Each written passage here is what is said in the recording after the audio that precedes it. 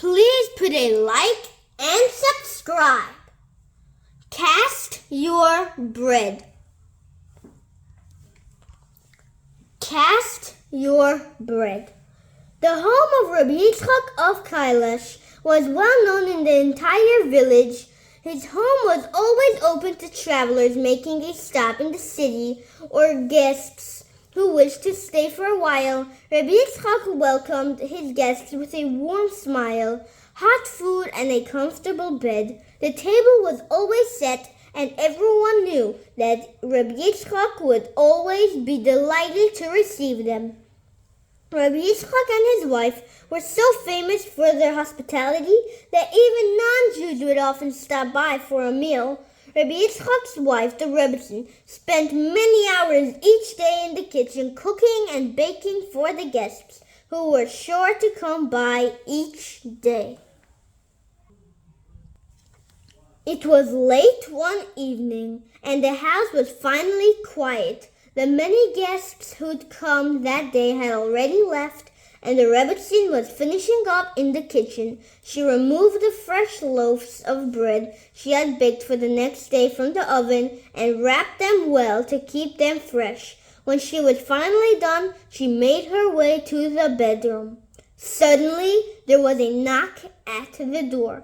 The Rebbetzin was surprised to hear knocking at that late hour. Assuming it was a traveler in need of food or a bed, she rushed to open the door wide. The Rebbetzin gasped when she saw the person outside her. A board-built, wide-looking goy with a scary expression on his face. The Rebbetzin jumped back in fright. "Give me a slice of bread. I'm hungry," the man barked. The Rebbetzin thought about the fresh, still warm loaves of bread but said, "I have no bread to give you." Rabbi Yitzchak was sitting and learning at the nearby table and overheard the exchange. He realized that his wife didn't want to cut open a fresh loaf of bread for the man. "Cut him a slice of bread," he told her. "Blood will surely not come out of it." The Rebbetzin didn't argue, and she went straight to the kitchen. She cut the thick slice of bread and gave it to the man. At the door, while thinking, "I wonder why Rabbi Yitzchak said blood will not come out of it. Since when does blood come out of bread?" The man stuffed the large slice of bread in his mouth and left without another word. A wagon harnessed to a pair of horses chugged along on the road on its long voyage from the city of Kailash to far-off Hungary. In those days, highway robbers were common. Gangs of robbers swarmed the roads. They pounced on helpless travelers, steal all their money and possessions, and sometimes even kill them if they feared of victims would report them to the police. Anyone who didn't absolutely have to travel usually decided not to do so.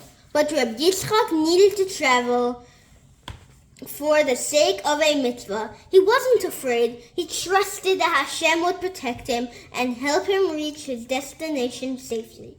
Rabbi Yitzchak sat on the wagon, engrossed in a sefer, and was learning. Suddenly, the horse came to a halt, and the wagon began shaking.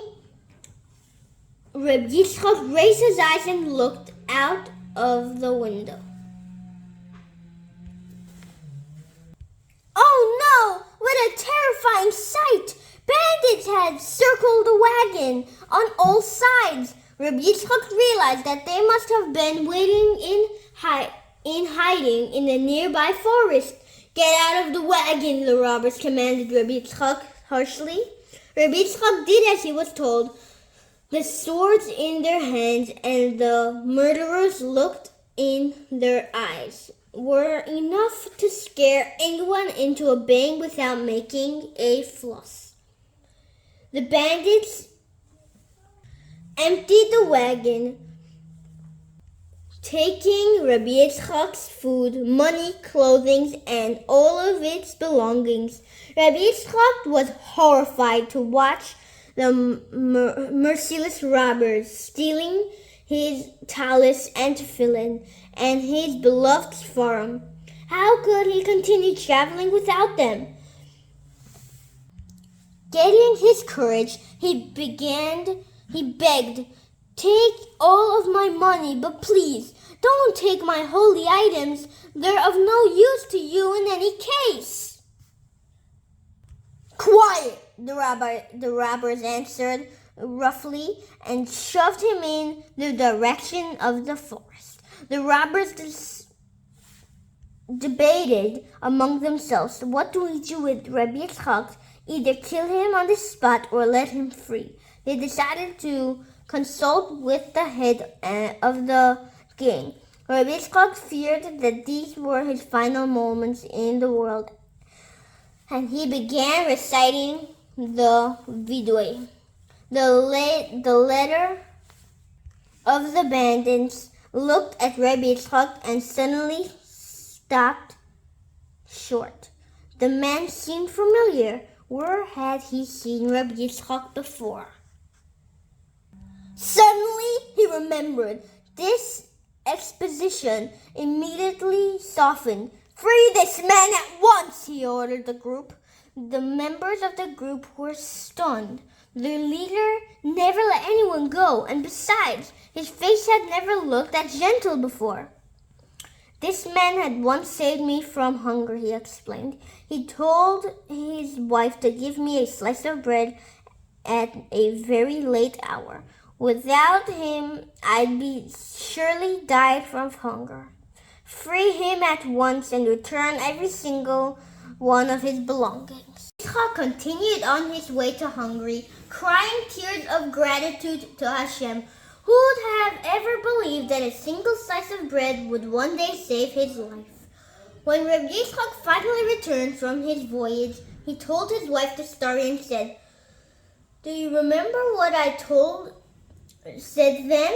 I told you, cut him a slice of bread. Blood will surely not come out of it."